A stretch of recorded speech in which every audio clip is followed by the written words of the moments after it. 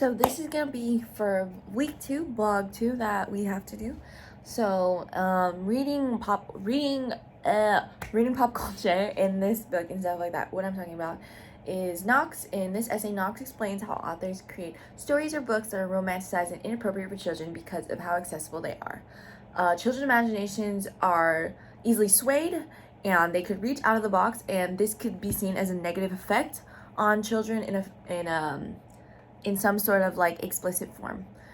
In addition, authors can create novels or stories to change perspectives and trick minds into believing in certain things. This goes along with everyday life and propaganda and stuff like that, where people are fed false information either through family members or through online and stuff like that.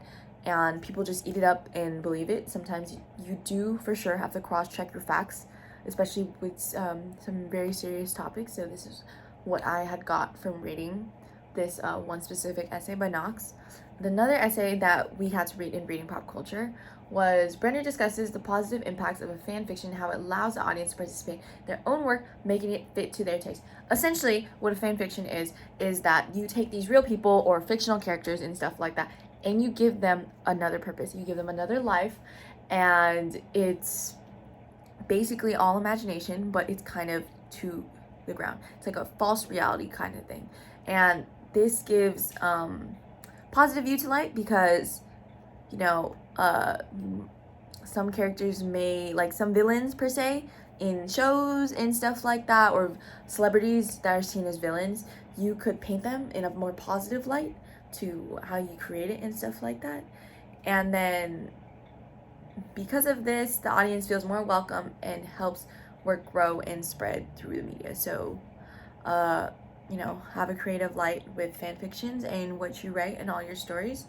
Rose, this essay explains how technology and the recent use of social media can help elevate the platform of the entertainment industry. So this goes along with Instagram influencers, Twitter influencers, and Facebook and stuff like that. You know, all those little social media apps, even Snapchat, the one that she describes and stuff like that, how people can use social media to their advantage to gain a platform in their entertainment history and then make a name for themselves, you know?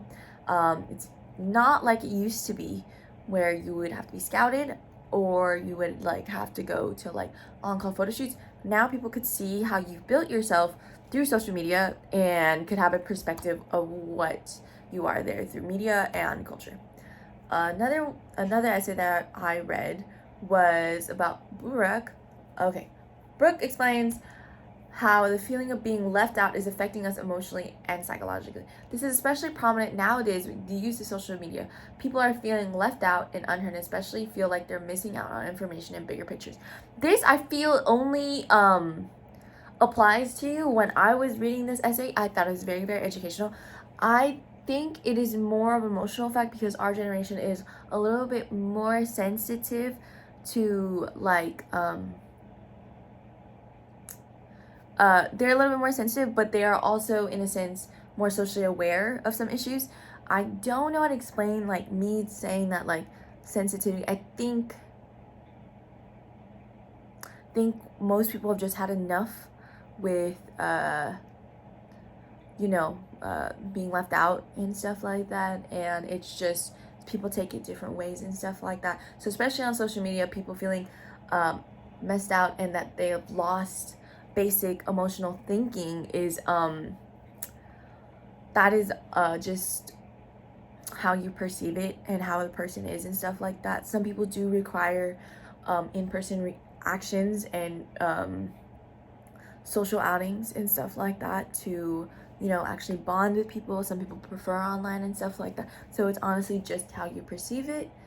And then the last essay that I really, really, really gravitated toward was More. So in his essay, the author, he discusses the idea of video games and how it should be played with your friends and not just random strangers. For me, growing up with my brothers and stuff like that, they could always not play together.